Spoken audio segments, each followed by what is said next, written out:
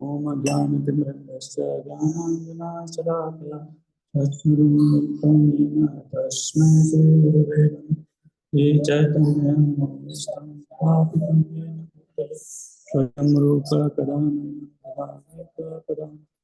वन्दे श्रीगुरुश्रीयुतापदकमलं श्रीगुरुं वैष्णवं च नागनाथं सहगणा रघुनाथं हितं तं सजीवं सामवेदं भागवतं विनाशयितं कृष्णचैतन्यदेव श्रीराधा कृष्णपादां शरणागता श्रीशाखान्तं नमो विष्णुपादाय कृष्णचेष्टाय भूतले श्रीमती नमस्ते सरस्वती देवी गौरवाणी प्रचारिणी निर्विशेष शून्यवादी नमो महावदन्याय कृष्ण प्रेम प्रदायते कृष्णाय कृष्ण चैतन्य नामिने हे कृष्णा करुणा सिंधु दीनबंधु जगत्पते गोपेश गोपिकाकांत राधाकांत नमोस्तुते भक्तकांचन गौरांगी राधे वृंदावनेश्वरी कृष्णानुसुते देवी प्रणमामि हरे वाञ्छाकल्पतरुश्च कृपा सिन्धुभ्यः पतितानां पावनेभ्यो वैष्णवेभ्यो नमो नमः। जय श्री कृष्ण चैतन्य प्रभु नित्यानंद श्री अद्वैत गदाधर श्रीवासादि गौरभक्तवृंद हरे कृष्णा कृष्णा कृष्णा हरे हरे हरे राम राम राम हरे हरे। हरे कृष्णा। तो भगवत गीता के इस पुस्तक में आप सभी का स्वागत है। तो अभी तक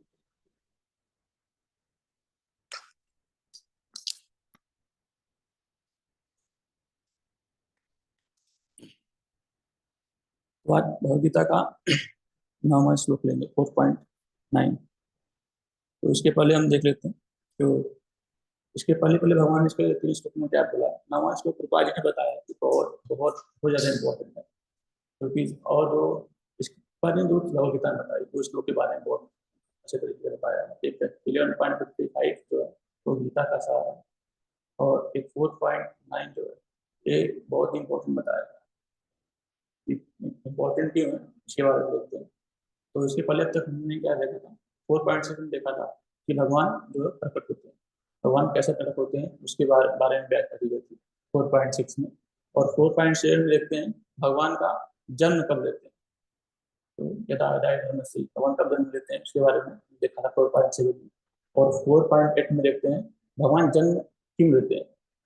और उसके बाद अब देखेंगे 4.9 भगवान जन्म जो हमने बताया तीनों श्लोकों में बताया गया है।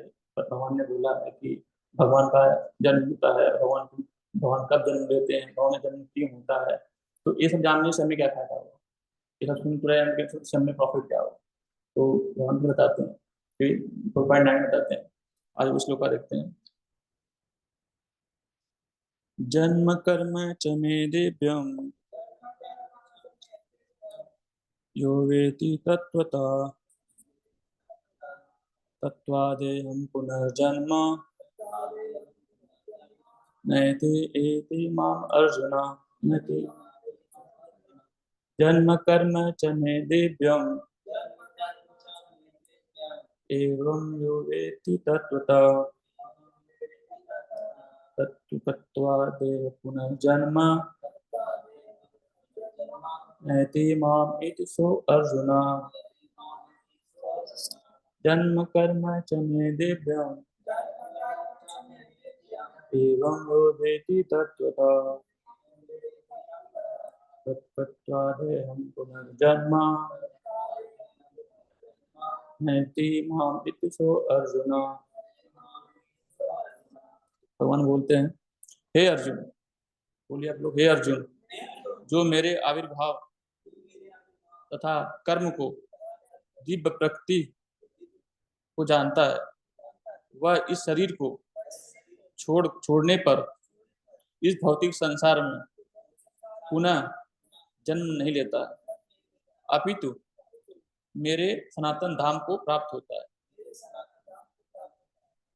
तो कृष्णा, तो उसमें भगवान बताते हैं, क्या बता रहे हैं कि जो मेरे कर्म और जन्म जान लेता है, उसको एक भौतिक संसार में छोड़कर मेरे धाम को वापस आना लगता है। लोग आते हैं, भगवान का जो जन्म है क्या है, बहुत दिव्य है। भगवान का कर्म और जन्म दोनों बहुत दिव्य है। लेकिन अभी इसके कुछ श्लोक पहले हमने देखा था, उसमें बता रहे थे कि भगवान बोल रहे थे कि मेरा जन्म नहीं होता, मेरा प्रकट होता है। तो अभी भगवान बोल रहे हैं जन्म होता है, ये कैसे हो गया, भगवान कंफ्यूज कर रहे हैं। तो बताते हैं इसमें कि जो जन्म शब्द है ये बहुत कॉमन शब्द है कि उसको बताने की भगवान ने बताया है। भगवान का जन्म ही होता है, भगवान का प्रकट होते हैं, जन्म ही नहीं होता, जन्म हमारा होता है। जन्म हमारा इसलिए होता है कि तुम्हें रचना होती है, हमने देखा था 4.7 श्लोक में। जब किसी चीज की रचना होती है तो वहाँ उसका जन्म होता है, लेकिन जब प्रकट होते हैं तो वहाँ पे रचना नहीं होती, भगवान स्वयं प्रकट होते हैं। और दूसरी कोई चीज देखते हैं कि हमारा जो जन्म होता है हमारे कर्म के अनुसार होता है, जैसा हम कर्म करते हैं उसमें कर्म होगा तो हमारे अलग अलग योनि में जन्म होता है। कभी हम पशु बने, कभी पक्षी बने, कभी पेड़ बनेंगे, अलग अलग योनि में हमारा जन्म होता है। लेकिन भगवान का तो ऐसा नहीं है, हम कर्म करेंगे हमें दुरुस्ती में जन्म लेना पड़ेगा। लेकिन भगवान का जो कर्म है, कर्म हमारा कर्म क्या है, कर्म बंधन है, काम बनता है। क्यों बनता है? क्योंकि हम भगवान को उसको अर्पित नहीं करते। लेकिन अगर वही अपने कर्म को हम भगवान को अर्पित करेंगे तो कर्म बंधन से मुक्त हो जाएंगे। और भगवान का जो कर्म है वो कर्म नहीं है, क्या है, लीला है। भगवान का जन्म क्या है, वो अवतार है, भगवान प्रकट होते हैं। और भगवान की कर्म क्या है, वो लीला है। तो जन्म में बताते हैं। अब देखते हैं जन्म कर्म सेमी दिव्यम। जो दिव्यम शब्द है इसका बहुत आचार्य हमारे बहुत बड़ी अच्छी अच्छी बातें बताई, इसको बहुत किया है। इसमें क्या होता है कि जो जन्म शब्द है वो प्राकृतिक शब्द है, मतलब जन्म से होता है। जन्म शब्द में बड़े आचार्य ने बताया है कि ये प्राकृतिक का अलौकिक शब्द है। प्राकृतिक क्या होता है, अप्राकृतिक शब्द क्या होता है, कि जो प्रकृति से परे होता है। तो भगवान का जो जन्म है वो प्रकृति के क्या परे है, प्रकृति के अधीन हम आते हैं, हम जीव आते हैं, जो 3 गुणों के अधीन आते हैं। तो भगवान इन 3 गुणों से क्या है, परे है। और प्रकृति जो है उसके अधीन हम आते हैं, जो उस 3 गुणों के अधीन आते हैं हम उसके बाद नाश कर देते हैं। लेकिन भगवान इससे क्या है, परे परे क्यों है भगवान। भगवान को क्या बोला गया, गुणातीत। भगवान को बोला गया, भगवान क्या है, गुणातीत है, इन सब चीजों से परे। इसलिए भगवान का जन्म क्या है, दिव्य है।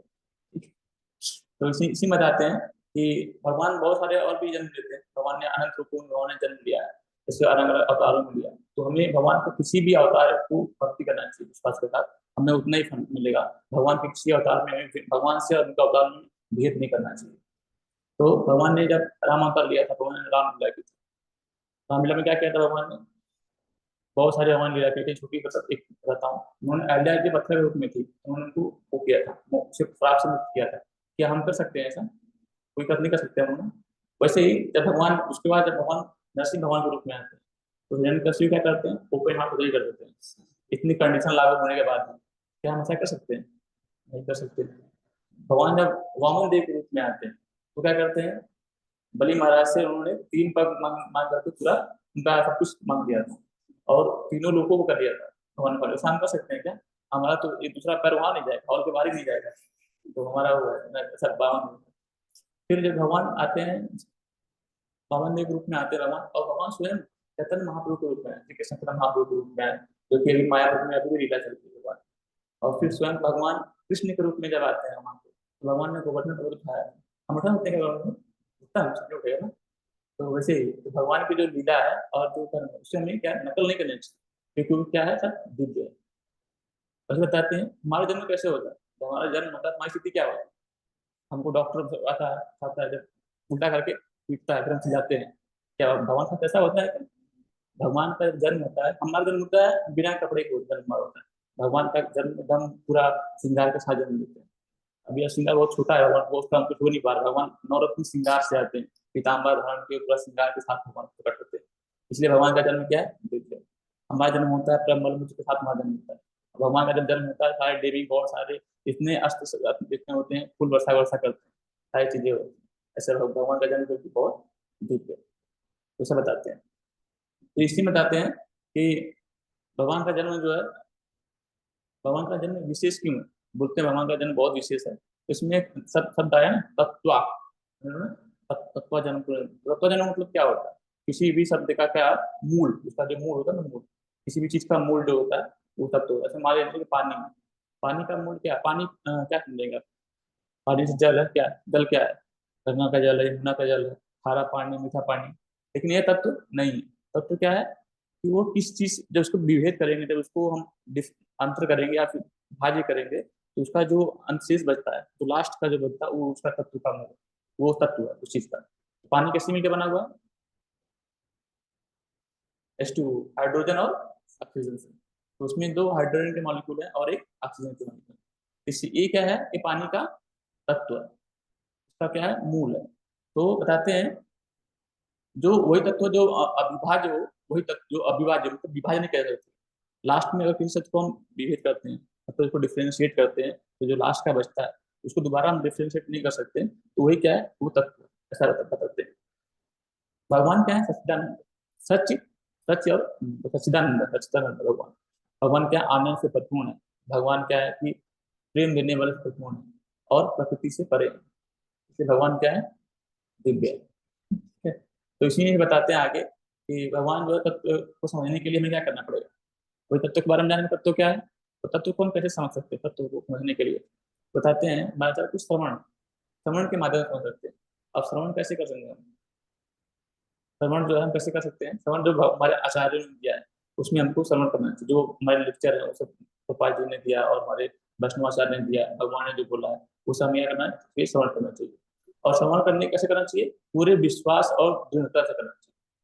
भगवान जब तक हमें किसी पे विश्वास नहीं होगा, डॉक्टर के पास आप दवा लेने जाते हैं, उसे विश्वास होता है कि हाँ वो दवा देगा, भले आपको आपको बुखार और पेट दर्द की दवा दे देगा, लेकिन आपको लगेगा नहीं मुझे सवाल सही दवाई दिया है। तो इसलिए हमें भगवान पे क्या होता है? पूर्ण विश्वास होना चाहिए, पूरा फेथ के साथ में वो करना चाहिए, सहन करना चाहिए। तो हमें इसका प्रॉफिट मिलता है। बोलते हैं ना कि डॉक्टर के पास गए अगर विश्वास नहीं हो तो हम ठीक नहीं होंगे, मन में हमारा वो होता रहेगा। तो वैसे ही भगवान को हमें पूरे विश्वास होना चाहिए। अब उसके बाद भगवान को हम कैसे समझ सकते हैं? इसमें आता है point। हम तो सुन तो रहे हैं, समझ कैसे सकते हैं भगवान को? मान लीजिए अभी आप वृंदावन धाम कोई व्यक्ति जाता है, वहां जाएगा, आप यहाँ से भागते हुए जाता है वृंदावन, दर्शन करके चला आता है, उससे आप पूछेंगे क्या बताएगा कि वृंदावन गए थे, हाँ बहुत अच्छी थी, बहुत अच्छी अच्छी इमारतें थी, बहुत अच्छी अच्छी बिल्डिंगें थी, वहाँ झूमर लगा हुआ था, अच्छे अच्छे लगे हुए थे, और वहाँ पे रोज कीर्तन चल रहा था, ऐसा ऐसा बताएगा। क्यों? क्योंकि हम भगवान को आंखों के माध्यम से नहीं दे सकते। भगवान को हम कैसे दे सकते हैं? कान के माध्यम से। कैसे? सुन के। अगर वही चीज अभी आप सुन के जाएंगे या पढ़ के जाएंगे, तो उस चीज को जाके आप वहाँ फील करेंगे, समझेंगे कि भगवान ने क्या किया। जब मान लीजिए कोई व्यक्ति है, उसके मंदिर में कोई व्यक्ति है, वो आता है यहाँ मिलने के लिए, उसके बारे में हमें कुछ पता नहीं है, वो आएगा तो हाँ ठीक है, अब कोई मुझसे पूछे कौन आया था, बताना हाँ एक व्यक्ति आया था, पैंट शर्ट में था, ऐसा उसका रंग था, ऐसा उसका रूप था, ऐसे आया था, इस गाड़ी से आया था, इस गाड़ी से आया था, उससे आया था, ये बताएंगे। अगर उस व्यक्ति के बारे में हमें पूरा पता होगा कि हाँ व्यक्ति कौन है, क्यों आया था, इसका प्रयोग, तो हम उसको अच्छे से समझ पाएंगे। नहीं तो उसको एक सामान्य रूप से देखिए, हर व्यक्ति सामान्य होता है ना, जैसे कि आप यहाँ रहिए या धाम रहिए, सेम देखेंगे, हाँ वहाँ बिल्डिंग ऐसे, यहाँ बिल्डिंग, तो सामान्य रूप से देखेंगे, उस चीज को समझ नहीं पाएंगे। इसलिए हमको कैसे देखना चाहिए भगवान को? कानों के माध्यम से। भगवान ने कान खोले, जब सुनेंगे तब हम देख पाएंगे। जब तक नहीं सोचे हम अपने आंखों में देख पाएंगे तो नहीं देख पाएंगे, क्योंकि आंखों में हम जो एक कलयुग की जो माया का जो है ना लेयर लगा हुआ है, बोलते हैं लगे कुहरे की तरह कवर कवर्ड है वो। तो उसको भगवान को सुनेंगे तो अपने आप भक्ति करते हुए वो छटके चला जाएगा और फिर भगवान का हमें दर्शन हो जाएगा, ऐसे बताते हैं। ऐसे फिर इसमें बताते हैं तत्वा देहम पुनर्जन्म, क्या आता है इसमें? तत्वा देहम, यहाँ पे एक देहम बता, देहम देह मतलब क्या होता है? देह मतलब क्या होता है? शरीर। तो इससे दो चीज आती है कि जब कोई मनुष्य जो है जब शरीर छोड़ता है अपना, जब उसकी मृत्यु होती है तो उसका दो चीज होती है। पहली चीज उसका जन्म होता है, दूसरी चीज वो भगवान के धाम जाता है। तो जन्म कैसे होता है? आप कभी आप सोचते हैं कि नहीं मेरी मृत्यु होगी, मैं जन्म नहीं होगा। आपका जन्म होगा, चाहे नरक में होगा, चाहे स्वर्ग में होगा, कहीं भी जाएंगे आपका जन्म होगा। लेकिन भगवान के धाम ही जाते हैं तभी उसका जन्म होगा। भौतिक, जब तक हमारे में भौतिकता रहती है, तब मतलब तब तक हमारे अंदर क्या होती है? वासना रहती है। वासना मतलब क्या होता है? लोभ। तब तक हमारे अंदर चीजों के प्रति लोभ रहता है, और तब तक हम भगवान का धाम नहीं जा पाते। तब तक हम यहीं पे मृत्यु होगी, हम जन्म लेते रहेंगे और फिर इसी में हम फंसे रहेंगे, चलते रहेंगे। लेकिन अब वही हम भगवान की भक्ति करके जब अपने शरीर को हम दिव्य बना लेते हैं, दिव्य, एक भौतिक शरीर होता है, एक दिव्य शरीर होता है। जब हमारा शरीर दिव्य हो जाता है, जब हमारे अंदर सब सब होता है, जब हमारे अंदर से वासना निकल जाती है, तब वासना कैसे निकलेगी? श्रवण करके, भगवान का श्रवण चिंतन करके जब हमारे अंदर से वासना निकल जाएगी तो हमारा शरीर क्या हो जाएगा? दिव्य हो जाएगा। जब दिव्य हो जाएगा तो जब हम शरीर छोड़ते हैं तो हम शरीर नहीं छोड़ते हैं, हमारा शरीर बस क्या होता है? परिवर्तन होता है, भौतिक शरीर से आध्यात्मिक शरीर में। उसकी मृत्यु नहीं होती। लोग बोलते हैं कि नहीं उनकी मृत्यु हो गई है, लेकिन जो दिव्य होता है, जो इंसान भक्त होता है, उसकी मृत्यु कभी नहीं होती। बस अपने शरीर को त्याग करता है, परिवर्तित करता है, और उसी शरीर में फिर भगवान का धाम जाता है। उसको दिव्य शरीर यही मिल जाता है, वहां जाने पर नहीं मिलता। जब यहाँ यहीं पे जैसे वो शरीर अपनी बॉडी को चेंज करता है तो उसको तुरंत दिव्य शरीर मिल जाता है और तुरंत तो भगवान के धाम चला जाता है। इसमें एक पॉइंट और बहुत अच्छा आता है, जो कि जो बोलते हैं कि भगवान का जो, जब भगवान को जान लेता है, भगवान के कर्म और लीला को, तो उसको भगवान का अपना शरीर छोड़ने के बाद उसको भगवान का धाम मिलता है, ऐसा बताते हैं। तो इसमें ये नहीं कि आप जब शरीर छोड़ेगा तभी आपको भगवान का धाम मिलेगा। जिस दिन आपने भगवान को जान लिया, उसी दिन आपको धाम भगवान का मिल गया, उसको परम ज्ञान, तभी आपका दिव्य हुआ ना। तो बता रहे हैं आप, जिस दिन आप जान गए आप उस चीज को कि भगवान का जो गुण लीला दिव्य है, उसी दिन तो आपको दिव्य ज्ञान हो गया ना। तो बोलते हैं उसी दिन आपका शरीर क्या हुआ, दिव्य हो गया। वो दिन के दिन बढ़ रहा है ना आपका शरीर। पहले एक माला करते थे, फिर दो माला, फिर चार माला, फिर 16 माला, फिर रीडिंग मेरी शुरू हो गई, फिर टाइम करने लगे, फिर कथा सुनने लगे, फिर कहीं गए तो लेक्चर सुन रहे हैं दिन में, एक रूटीन बन गया ना हमारा। तो डे बाई डे हमारा क्या हो रहा है, दिव्य हो रहे हैं, चेतना हमारी बढ़ रही है धीरे-धीरे। तो वैसे ही हमारा शरीर दिव्य होता चला जाता है। तो ये नहीं कि हाँ हमारी जब मृत्यु होगी तब हमको दिव्य शरीर मिलेगा, अभी हम दिव्य ही हो रहे हैं, उस प्रोसेस में हैं हम जो है। वही बताते हैं कि जब हम कोई व्यक्ति भौतिक बात की, कोई व्यक्ति अपना शरीर छोड़ता है तो वो फिर दोबारा जन्म पाता है, चाहे वो नर्क में जाएगा, चाहे स्वर्ग में जाएगा, चाहे कहीं भी जाएगा, तो केवल वो लोग छोड़ के भगवान का परम धाम छोड़ के कहीं भी जाएगा, उसको दोबारा जन्म लेना पड़ेगा। और कोई दिव्य शरीर है तो तुरंत शरीर परिवर्तित होगा, बस भगवान का धाम चला जाएगा। तो इसमें जो इस चीज को पाने के लिए, जो दिव्य शरीर पाने के लिए, भगवान का धाम जाने के लिए कितने लोग इसके तपस्या कर रहे हैं, सोचिए कितने लोग इसमें तपस्या कर रहे हैं। जो है कि कितना सालों से, हजारों जन्मों से लोग तपस्या कर रहे हैं, लेकिन उससे भगवान को नहीं पा सकते हैं तपस्या करके। भगवान को कैसे पा सकते हैं, भक्ति के माध्यम से पा सकते हैं। 1000 साल से कोई हठ योग करता है, कोई कितने योग करते हैं, बोलती के 10,000 से हाथ खड़ा किए हुए, उन्होंने अब तक इतने सालों से खड़े नहीं हुए हैं, तो सोए नहीं हैं। बहुत सारी चीजें करते हैं, इसको उसमें आता है, बहुत सारी इसमें भक्ति का योग आते हैं, तो बाद में देखेंगे। तो इसमें ऐसे जो करते हैं तपस्या करते हैं, जो उसको बोलते हैं ब्रह्म वो बोलते हैं निराकारवादी बोलते हैं, वो क्या होते हैं, उनको इतने साल तपस्या करने के बाद अगर मिल भी जाता तो क्या मिलता है, ब्रह्म ज्योति मिलती है। ब्रह्म ज्योति क्या होती है, भगवान के सभी का जो तेज होता है, तेज वो दिखता है। जैसे मान लीजिए कोई सूर्य का प्रकाश यहाँ पे रख दिया मैंने पानी, सूर्य का प्रकाश है यहाँ, वो उसमें पानी पे चमक रहा है, तो हमें लगेगा नहीं सूर्य यही है, बट कि सूर्य रियल वो है। लेकिन वो उसको भगवान के जो शरीर का तेज होता है, उसको वो समझते हैं कि भगवान उसी बोलते हैं ब्रह्म ज्योति। वहां पे कोई एक्टिविटी नहीं है, वहां पे कोई भगवान आदान प्रदान नहीं करता किसी से। केवल वहां क्या है कि ज्योति जल रही है, आप वहां बैठे हुए हैं। कब तक बैठेंगे आप उस तरह से, आप बोर हो जाएंगे किसी दिन। फिर वहां उसके लिए भी आपको देह दी जाएगी, फिर आप वापस इसी जन्म में फिर जाएगा, इसी फिर आ जाएंगे भौतिक संसार में, दोबारा आप आ जाए। तो भगवान सोचिए कितने कृपालु हैं, जो हमको ऐसा बोलते हैं। तो भगवान ने बोला है ना 16.66 में भगवान बोलते हैं, क्या बोलते हैं, 16.66 क्या बोलते हैं, सर्व धर्म माम एक मतलब सब, मैं सब कुछ छोड़ के, सारे धर्म जो आप कर रहे हो सब कुछ छोड़ के मेरी शरण लो। मैं क्या करूंगा, आपके सारे पापों को खत्म कर दूंगा, नष्ट कर दूंगा, और आपको अपने पास ले जाऊंगा। भगवान बुला रहे हैं स्वयं हमको, सोचिए, भगवान हमको स्वयं बुला रहे हैं कि नहीं हमारे पास आइए। जिसके लिए लोग सालों हजार साल तपस्या करते हैं, उसके लिए भगवान हमें खुद ही बुला रहे हैं, इन्विटेशन दे रहे हैं हमको। अगर आप कोई व्यक्ति आपको इन्वाइट करेगा, इन्विटेशन देगा, तो क्या करेगा, वो आपको ख्याल रखेगा ना, आपके रहने का, खाने का, प्रसाधन का आपको आयोजन करेगा। आप कुछ चिंता करने की आवश्यकता नहीं है। तो ये तो भगवान परम भगवान है, भगवान बुलाते हैं, साथ में अपना वाहन ही भेजते हैं, विष्णु दूत आते हैं हमको लेके जाते हैं। इतनी कहाँ मिलेगी हमको जो है। तो वही बता रहे हैं भगवान कि भगवान स्वयं बुला रहे हैं, बार बार हमको बुलाते हैं। जो चीजें लोग इतने सालों में तपस्या करके नहीं पाते, तो भगवान हमको स्वयं इतने प्रेम से बुला कर दे देते हैं कि आइए, आप जो आइए मेरी शरण लो, मेरी शरण लो, मेरी शरण लो, बार बार भगवान बोलते हैं, सुन देते हैं। तो फिर इसमें आगे बताते हैं, जो वैष्णव लोग होते हैं, वैष्णव क्या करते हैं, मान जो वैष्णव लोग होते हैं, भगवान का लीला और उनके जन्म के बारे में सुन सुन करके भगवान का धाम को प्राप्त कर लेते हैं। बारम्बार लगातार सुनते सुनते सुनते सुनते हमारा शरीर क्या होता है, बताया चंद होता रहता है, दिव्य होता रहता है, हम पाया इतने आसानी से हमको भगवान का शरीर मिल जाता है। लेकिन जो ब्रह्मवादी हैं हमको ऐसी नहीं पता।